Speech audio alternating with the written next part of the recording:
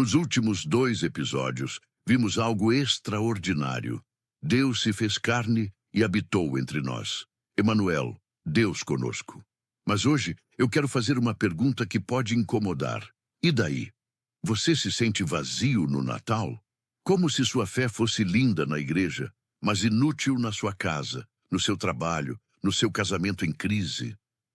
Essa sensação de hipocrisia silenciosa, de amar em teoria, mas não na prática, é o que te impede de viver a verdadeira revolução de Jesus. E sim, isso é sobre você. E daí que Deus se fez carne.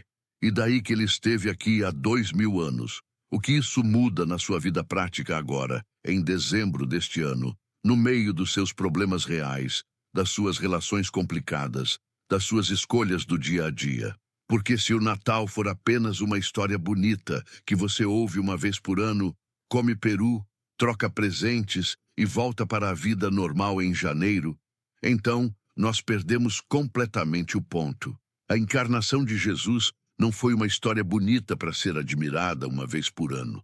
Foi a maior provocação da história.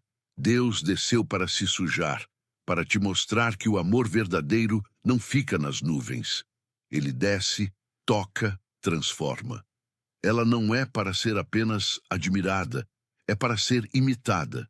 Jesus não se fez carne apenas para nos salvar. Ele se fez carne para nos mostrar como viver. E hoje vamos explorar algo radical. O que significa viver um amor encarnado, prático, concreto, do jeito que Jesus viveu. Vamos começar com uma verdade dura. O cristianismo moderno virou algo muito espiritual, muito etéreo, muito desencarnado. Conversamos de amor, mas não nos sujamos. Falamos de servir, mas mantemos distância. Falamos de Jesus, mas não vivemos como Jesus. E sabe o que é mais trágico? Quando você mantém seu amor limpo e seguro, você não só se distancia das pessoas, você se distancia da presença mais íntima e transformadora de Deus na sua própria vida. A verdade é que quando você se suja por amor, é quando ele se revela mais forte em você. Nós adoramos a ideia da encarnação, mas temos medo de encarnar o amor de Deus no mundo real, sujo, complicado, que está ao nosso redor. Pense comigo, Jesus não mandou ajuda do céu, ele desceu. Ele não enviou anjos para resolver nossos problemas. Ele veio pessoalmente. Ele não ficou num lugar limpo, seguro, religioso. Ele foi para as ruas, para as casas, para os lugares onde as pessoas realmente estavam.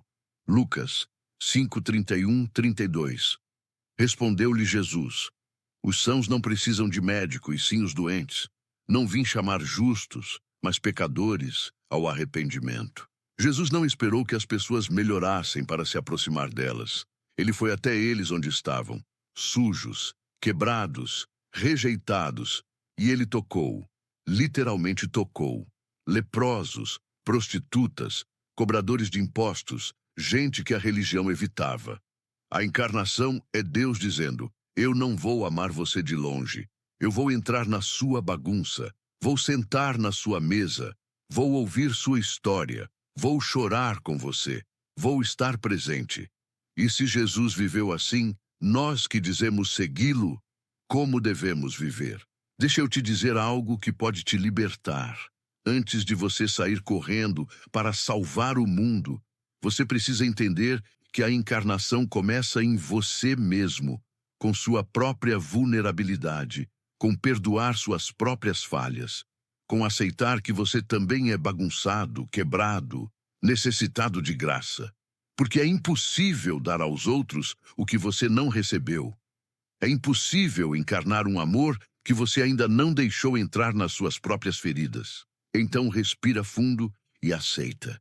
Você não precisa estar perfeito para amar. Você precisa estar real. E quando você se permite ser vulnerável, quando você tira a máscara religiosa e se aceita como alguém em processo, aí sim você pode amar de verdade. Agora, vamos ao prático. Como vivemos isso? Eu vou te dar 3 movimentos essenciais de um amor encarnado. É fácil amar pessoas que pensam como você, que agem como você, que frequentam a mesma igreja que você. Isso não é encarnação. Isso é conveniência. Jesus comia com pecadores, e os religiosos da época odiavam isso. Mateus 9:11. Os fariseus, vendo isto, perguntaram aos discípulos: Por que come o vosso mestre com os publicanos e pecadores? Você sabe qual era o problema? Jesus estava se misturando, estava perdendo a reputação religiosa, estava se associando com as pessoas erradas. E aqui está a questão: você está disposto a fazer isso? A ir até a pessoa que ninguém quer por perto? Deixa eu ser específico. Isso significa convidar para jantar em sua casa aquela pessoa que ninguém convida. Significa ir visitar quem está no hospital, mesmo que você não goste de hospital. Significa olhar nos olhos do mendigo na rua e tratá-lo como humano, não como problema. Filipenses 2:6-7 nos lembra: Ele, subsistindo em forma de Deus, não julgou como usurpação o ser igual a Deus. Antes, a si mesmo se esvaziou, assumindo a forma de servo. Jesus desceu, do trono à manjedoura, da glória à humilhação, do poder ao serviço. E aqui está o que isso significa para nós. Se você quer viver a encarnação, você precisa descer, você precisa servir, você precisa se humilhar. Jesus lavou os pés dos discípulos. João 13:14-15. Ora, se eu, sendo o Senhor e o Mestre, vos lavei os pés, também vos deveis lavar os pés uns dos outros.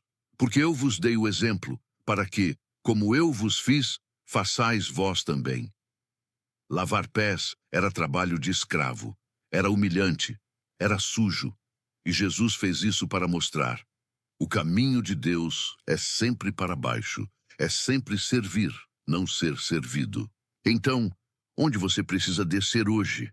Onde você precisa deixar de lado seu orgulho, sua posição, sua reputação e simplesmente servir? Aqui está uma tentação comum. Queremos ajudar as pessoas, mas de longe. Mandamos dinheiro, doamos roupa, enviamos comida, e isso é bom, mas não é suficiente, porque as pessoas não precisam apenas das nossas coisas, elas precisam de nós. Jesus não enviou pão do céu para os 5.000. Ele foi lá, ele tocou o pão, ele distribuiu pessoalmente, ele olhou nos olhos das pessoas. Quando Lázaro morreu, Jesus não mandou uma mensagem de conforto. Ele foi até lá, ele chorou. João 11:35, o versículo mais curto da Bíblia, Jesus chorou. Deus encarnado não apenas resolve problemas, ele chora com quem chora. Ele se importa não só com a solução, mas com a pessoa. Então, na prática, isso significa parar de rolar o Instagram e ligar para aquele amigo que está passando por um momento difícil. Significa dar do seu tempo para mentorear alguém mais novo na fé. Significa abrir sua casa, sua mesa, sua vida para pessoas que precisam de comunidade. Romanos 12:15. Alegrai-vos com os que se alegram e chorai com os que choram. Encarnar o amor significa dar o seu tempo, sua atenção, sua presença, não apenas seu dinheiro. Significa ouvir de verdade quando alguém está falando, não apenas esperar sua vez de falar. Significa estar presente nas festas e nas lágrimas, nos casamentos e nos funerais. Então, aqui está a pergunta: você está presente na vida das pessoas? Ou você só ajuda quando é conveniente, quando não custa tempo demais, quando não mexe com sua rotina? A encarnação custou caro para Jesus. Custou o céu, custou a glória, custou conforto e finalmente custou a vida. Amor encarnado não é romântico, é caro, é doloroso, é sacrificial. 1 João 3,16. Nisto conhecemos o amor, que Cristo deu a sua vida por nós, e devemos dar nossa vida pelos irmãos. Amor real custa algo. Custa tempo que você não tem. Custa dinheiro que você poderia usar em você mesmo. Custa energia emocional. Custa privacidade. Custa conforto. A pergunta é: você está disposto a pagar esse preço? E mais, quando Deus se fez carne, ele se tornou vulnerável. Ele poderia ser rejeitado, podia ser ferido, podia ser traído. E foi tudo isso. Amor encarnado não tem garantias. Você pode amar e não ser amado de volta. Pode servir e não ser reconhecido. Pode dar tudo e ser abandonado. Mas é assim que Jesus amou, e é assim que ele nos chama a amar. Isso significa abrir seu coração, sentir a dor dos outros, deixar-se afetar, não ter medo de se conectar de verdade. Na prática, significa perdoar de verdade quem te magoou, mesmo que a ferida ainda doa. Significa não apenas orar por quem tem fome, mas preparar comida e levar. Significa se envolver de verdade, mesmo que isso te custe algo precioso. Muitos de nós construímos muros emocionais, mantemos distância, protegemos nosso coração e chamamos isso de sabedoria. Mas Jesus nos chama para algo diferente, para amar de verdade, mesmo que doa, para estar presente, mesmo que custe, para encarnar o amor, mesmo que nos tornemos vulneráveis. Amor encarnado é amor real, é complicado, é trabalhoso, é inconveniente, mas é real. E é assim que Jesus amou. Aqui está o que acontece quando você vive assim. Você não se torna apenas alguém que faz coisas boas. Você se torna um canal vivo do próprio amor de Deus. Você desbloqueia uma liberdade radical e uma conexão com Deus que nenhum culto ou sermão jamais te deu. Você se torna a própria resposta de Deus para um mundo quebrado, um sinal vivo da presença de Deus no mundo. Mateus 5,16. Assim brilhe também a vossa luz diante dos homens, para que vejam as vossas boas obras e glorifiquem a vosso Pai, que está nos céus. As pessoas não vão acreditar que Deus é amor, porque você falou isso. Elas vão crer quando virem você amar de verdade, quando virem você servir, quando virem você descer, quando virem você sacrificar. E sabe o que é mais bonito?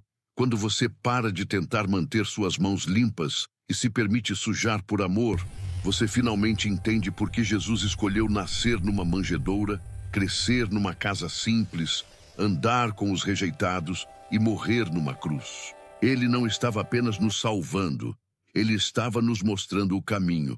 Então, neste Natal, a pergunta não é apenas você crê na encarnação, a pergunta é, você vive a encarnação? Jesus não se fez carne para você admirar de longe. Ele se fez carne para você imitar de perto. Ele desceu para que você descesse. Ele se sujou para que você não tivesse medo de se sujar. Ele pagou o preço para te mostrar que amor de verdade sempre custa algo. E quando você ama assim, sujo, real, sacrificial, presente, você não apenas transforma o mundo ao seu redor. Você se torna a própria presença de Jesus encarnada hoje, aqui, agora, nesta época. O Natal não é sobre celebrar o que Jesus fez há 2000 anos. É sobre viver o que ele continua fazendo através de você quando você escolhe encarnar seu amor no mundo. Então, sai da teoria, sai da zona de conforto espiritual e vai. Desce, está presente, paga o preço. Porque o mundo não precisa de mais gente que fala bonito sobre Jesus. O mundo precisa de gente que vive como Jesus. E essa pessoa pode ser você, hoje, agora. Que neste Natal, o Deus que se fez carne encontre em você não apenas um admirador, mas um imitador. Não apenas alguém que celebra a encarnação, mas alguém que a vive. Deus te abençoe profundamente.